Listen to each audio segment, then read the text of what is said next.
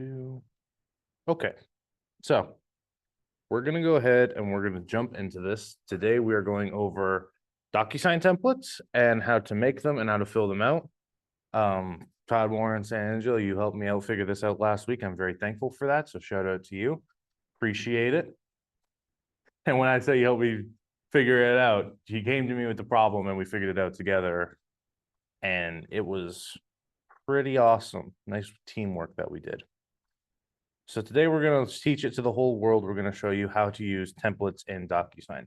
And the reason I'm going over this is because this is one of the biggest pushbacks I hear from people using .loop or zip forms currently, is that, you know, I would use Docusign since I already pay for it in my tech fees, but it doesn't have the templates that I'm used to in .loop or zip forms. It does. We just had to figure it out. So we're going to teach it today. We're going to record it, send it out to every agent. And let's just go ahead and get started. Going to jump into command and share my screen here. There we go. Megan, can you see that okay? You need me to make it bigger. Okay. All right. So I am currently on Jenny's profile because we need a connected Docusign account. If you don't know whether or not your Docusign is connected to commands, the easiest way to check that is to go below your name, go to settings. And then the first place that settings drop you is called your integrations. This right here, Docusign, connected, current status. We can disconnect if it's wrong. If it doesn't say this, it's really easy to just put in your KW email there. You'll get an authorization code and you just have to follow the steps. Kind of the same as signing up for any website or anything like that in the modern age. So if Docusign is connected, we're good to move forward from that. In order to get where we need to go, we're going to go to the Opportunities tab over on our left side, the little handshake, Opportunities.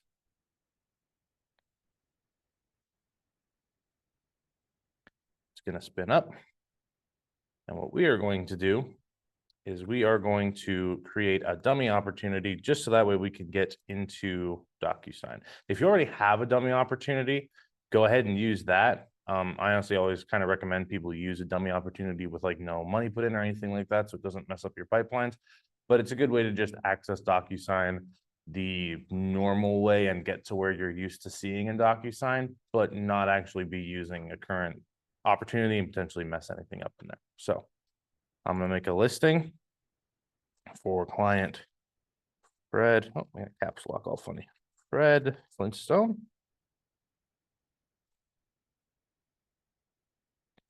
Opportunity name is fine. We're going to put us in the active phase, and staging, showing, negotiations doesn't matter. Commission rate, we're just going to punch in a random number for that. All right. And now we hit create. That'll bring us into the opportunity. From here, we go documents, pick a checklist type, residential, and start a transaction. Once we hit start a transaction, it's going to bring us over into Docusign.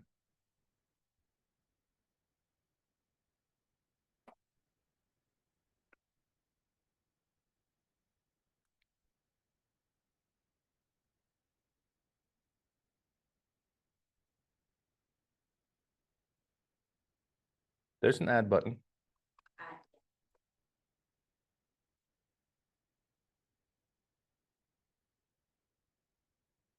Would you like me to wait, or are you good? I'll hang on.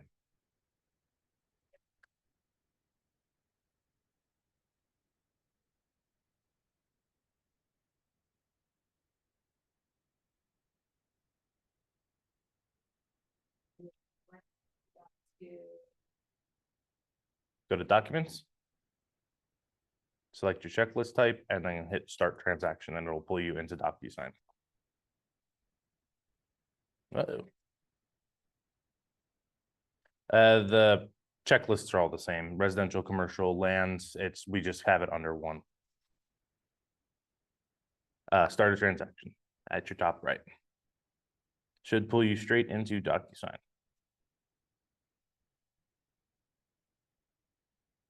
Where to pull you into .loop.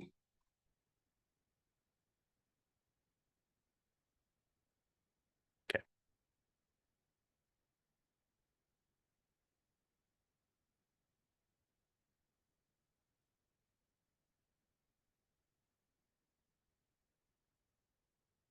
Should be the same as your command password.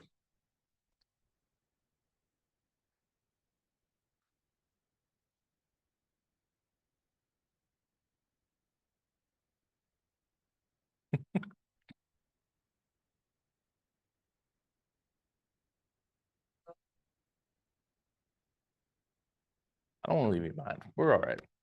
You guys are okay down there, yeah? Thumbs up.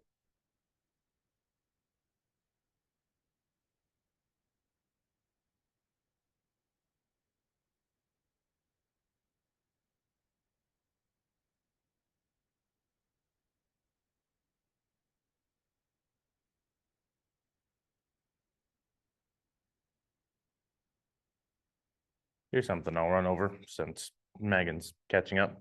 No worries. If we are connecting Docusign for the first time, so if you're ever helping out a new agent who's never used Docusign before and they're connecting it for the first time, when you hit add and go to Docusign forms, you won't get for the first time, you only have to do this once, but you won't get this right away. You'll get 6 boxes that have different like association logos on them. There's the national one, the TXR one, there's one for like the Pacific Northwest Association, stuff like that. In order to access this library, they need to click on the Realtor logo, the big R, it'll be the top left one, and they're going to need to enter in their NERDS number, their email, and their last name, I believe. To find the NERDS number, you can Google it really easily. All you need for that is their license number and their last name. Just Google where to find my NERDS NRDS number. I'll write it down. Oh. NERDS number.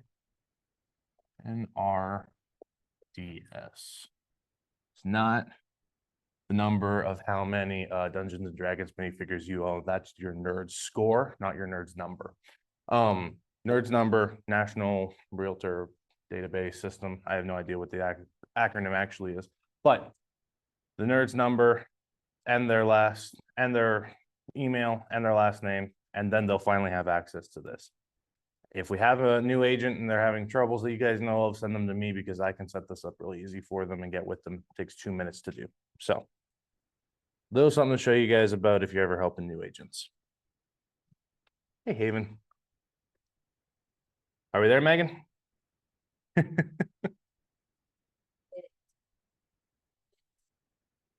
Gotcha.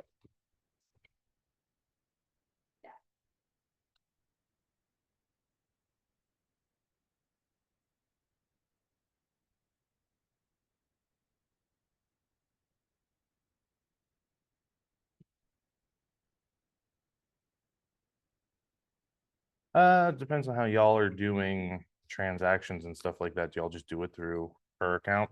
Yeah, then that'll probably be that. Okay, awesome, sweet.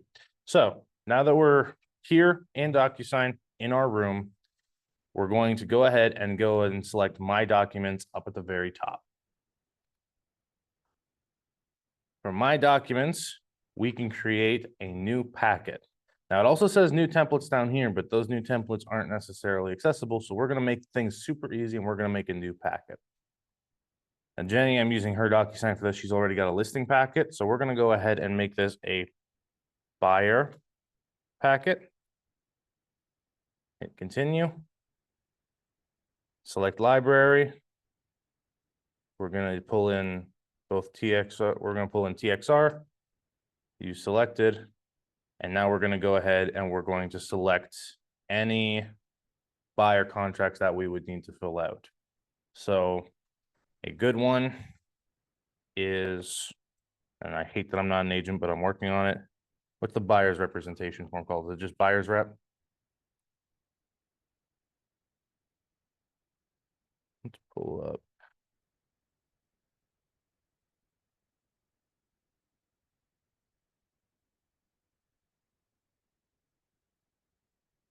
Update command checklist.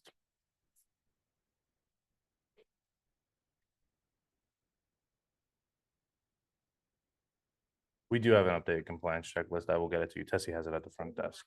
We have an updated one.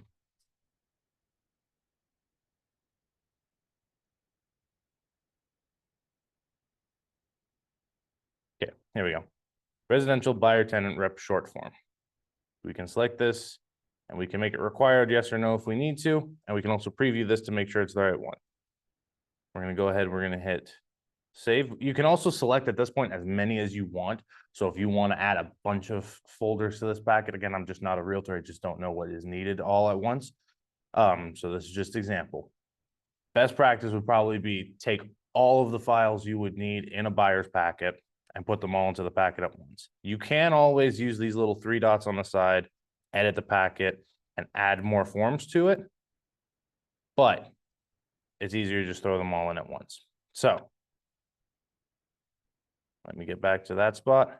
So now we have the buyer's packet. It's got 1 form in it for us, okay? We're going to go in, we're going to hit edit packet. It's going to come in here. It's going to show us that we have the residential buyer tenant rep short form, and we can action view, or we can click this down arrow and we can create a template from here. Create template, residential buyer tenant rep short form template. And then it's from here that we will fill out all of our information that we need to save. So the agreement is made between client and broker. So that would be where you want to go ahead and fill out your information here. So buyer agent 1 name, definitions, market area, that would probably be something we fill out later. Agreement begins on and ends on would be something we fill out at the time we sign it.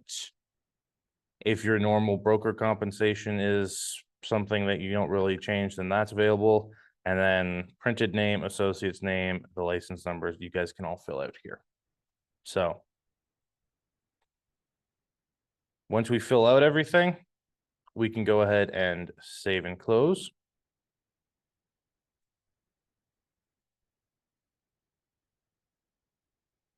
And now we can see that template, there is 1 template made. So in order to use these templates, once we get them all made, and I didn't actually fill out anything there, but it's really not that big of a deal that I didn't. We'll show you guys in a second. There's a point when we actually select the template that we can view it, and it won't show that we saved anything up until the pretty much very last step of sending something out through Docusign. So let me move through and we're going to look at that in a second. So let's say we've gone ahead and we've edited all our forms, yada, yada. I recommend doing this like soon, not when you have a client that you need to send it out to. Just go ahead and fill out your forms as you need them right away. Because then what makes it really easy is when we go to create an opportunity, we come back to the room that we need to send stuff to, Fred Flintstone listing, and we go ahead, we're in the documents area, we hit add.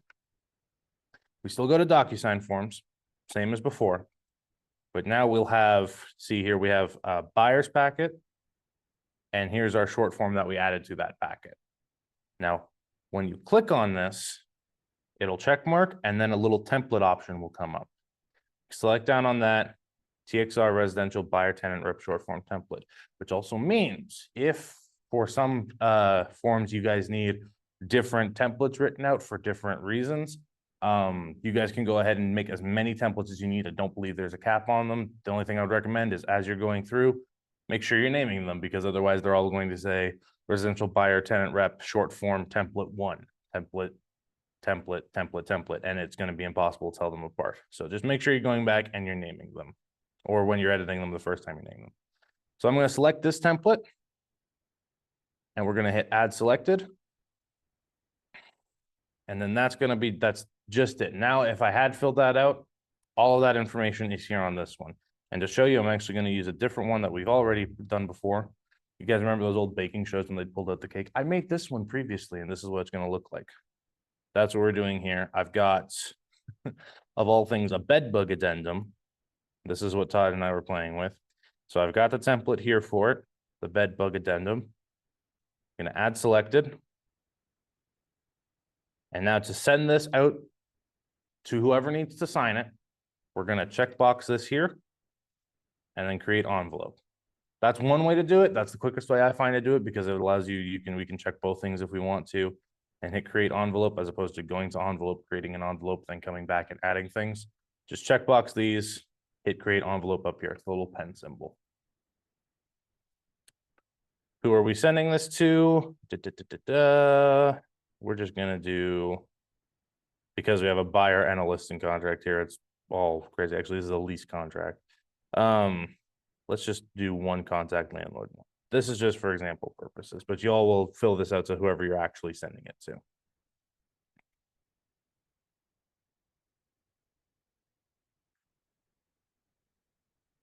So it pulls you over, opens you up into an envelope where we can view these two things. Now, this is the point where I was saying it doesn't show anything is actually uploaded.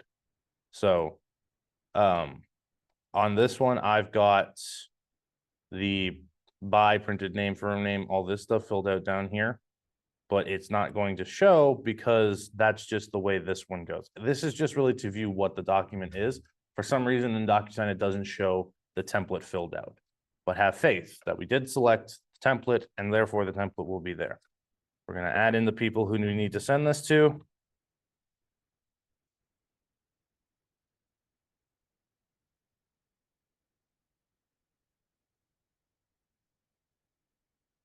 We're going to hit next once we fill in everybody that needs to sign it. And now it's going to pull in here. Here's the buyer tenant rep short form. Now, this is the point where most people would fill out the contract. If I had filled it out, it would already be filled. It would already be pre-filled because we used a template. So bedbug addendum, we can see if we come down here, there it is. So that didn't show up when we were viewing it earlier, but we can see now that the printed name and the firm name are filled out on the template that we used. So once we're good, we go in here now and we fill out anything that's specific to the current deal. Again, can't advise you guys on contracts. I'm just the tech guy, but purchases, leases, anything that's relevant to the deal, you can fill out here, and then we hit send, and it's going to send things off. And then, of course, the nice part about using Docusign at all, and the reason we're going through all this work to make templates here, is because once this comes back as signed, we can go into our opportunities and commands where we got here from. And once those contracts come back, we can just go ahead and select down, and there will be an option there. There's no option currently because nothing's signed. I'll go ahead and I'll open up this email and we'll just sign some of them because why not? Okay, I agree, continue. Here's the only place I have to sign. Adopt and sign, an initial, and then finish up. All right, so that's that. It's been completed. All parties received a completed copy. At this point, we can come back to opportunities and y'all will get an email. Like it said there, all parties receive an email with the completed copy. You all get an email saying so-and-so has signed. Once that happens, we come back to the opportunity. I'm going to refresh my page so it's all up to date. And from this point, once it loads, hang on now. From this point, since we're attaching files from Docusign with the room docs, we can go ahead and we can select down and we've got the signed versions of these PDFs. You don't need the certifications. Certifications can stay in Docusign. That's just to confirm that it is signed properly. Just for compliance, all we would need to do is go ahead and throw up these things into there. So you click on that and that loads up. And once we have that, that's good. I mean, that's not the right contract to put in there. I put the buyer's rep in the listing agreement. So obviously, I don't know what I'm doing. But once you fill out all of these ones that say required and anything that's conditional to the specific property, for example, lead-based paint addendums, the seller's disclosure, things like that, at that point, you submit to the MC and that's done. We've gone over that before. If you've sold anything through us, then you know how to run it or your admin does. So that's that. Do we have any questions from the audience here in Abilene or the audience in San Angelo or the audience online? Hey, Chris Cabrera, thanks for showing up. No questions? Easy peasy? I'm getting thumbs up from San Angelo. Y'all ladies good here? Okay. Well, that only took us 20 minutes to go over, but that is the class for today. So appreciate you guys. Next week, 9:30, same time, same place. We're going to go over a playbook. Not sure which one yet, but as always, it's going to be a good playbook. It's going to have lots of content for us. I might actually, since MegaCamp's over and the MREA playbook has gone out, I might start pulling in models and systems from that. So that way we can go over some one-pager, brainstorm, and I can show you guys if there's any command usage, how to implement it into command. So exciting things happening next week. Hope to see you guys there. Best of luck to you. Hope you have a good day. Stay cool. Bye-bye.